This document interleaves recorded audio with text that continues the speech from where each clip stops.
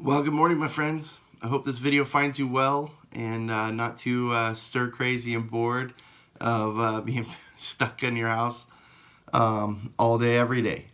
This is such a crazy experience that we're going through, something that we're all going to remember down the road for sure. One thing that I've noticed in this quarantine season is that I spend a lot of time behind screens, and this political season that we're in, we see all kinds of so-called leaders that are out there trying to offer their fixes for everything. And this is what kind of led me to our question today. The question that we're going to address today is, why does God not fix our country? Once again, parents, this is a video that's created as a resource for you to be able to engage in discussion with your kids on questions that are very real to them. A lot of these questions are questions that they've submitted themselves. So please be encouraged to engage with them. Look up and read through the passages that I reference, and feel free to reach out to me with any questions that you may have regarding this topic or any other. This is a great question. We know God's all-powerful, and we know He loves us, and we certainly know that He could fix our country and everything that's wrong in our country. So why hasn't He? So here's a good follow-up question to get the conversation rolling. Are those things that we want fixed in our country, are they God's fault or someone else's fault? It seems like a lot of the problems in our country are the results of some of the choices that our people have made. So if fixing all these things meant that we would have to give up our ability to choose, is that something that you would be okay with? So maybe our choices is what's led to a lot of the problems in our country. But still, God could fix it, can He? So why doesn't He? The Bible describes a situation like this with the nation of Israel. God's nation, God's country of the people of Israel. It's found in 1 Samuel chapter 8. Go ahead and look that up now.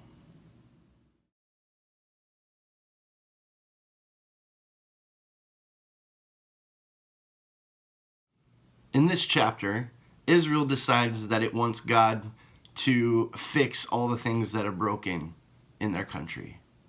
At this point in Israel's history, God was the leader of Israel, and He spoke to His people through these guys called prophets. The prophet at this time, a guy named Samuel. But Samuel's getting old, and he's looking for his way to step out and find his replacements. So he nominates his sons to replace him as God's prophet. But the people didn't like that. They told Samuel, "Your sons are awful at this. We need God to give us a king to judge us and tell us what to do." Samuel knew this was a terrible idea, so he went to God for advice on what to do. God told Samuel, "Do everything they said. They're rejecting me, not you. But at least warn them on what will come from having a king that will rule them." So here's what Samuel tells all the elders of Israel, starting in verse 11.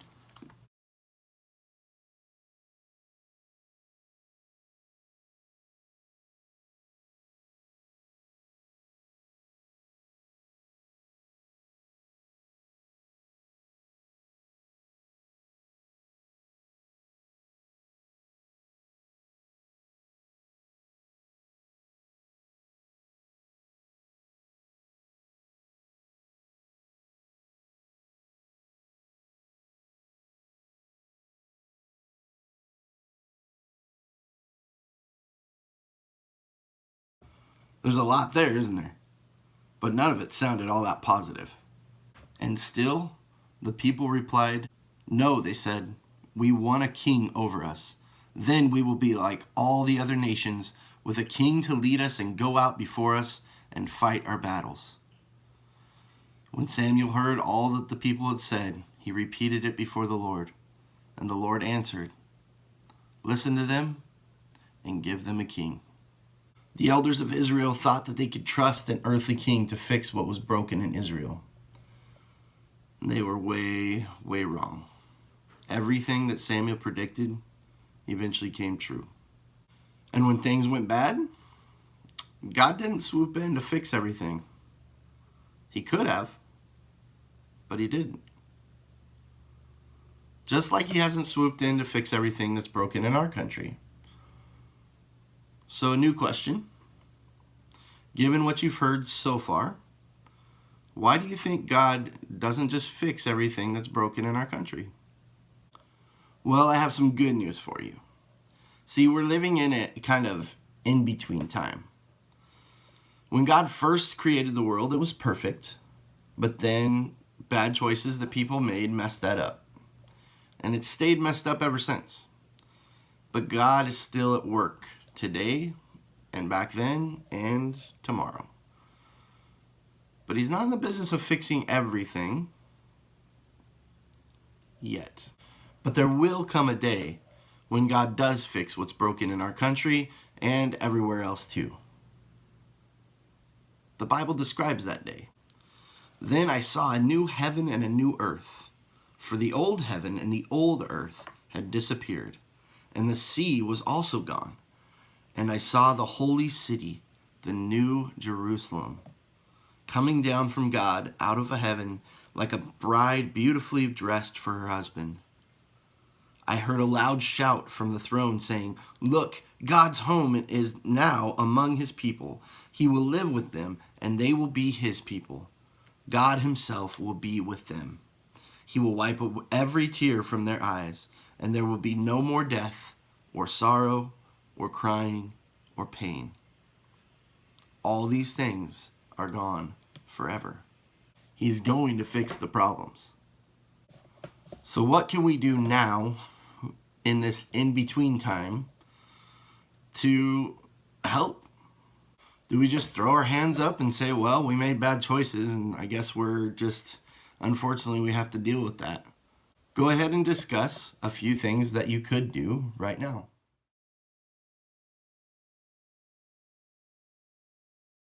Well, a few things come to mind for me. The first is that there's a lot of people in our world that don't understand that hope that we just read in Revelation. And so it would be our responsibility to share that with them.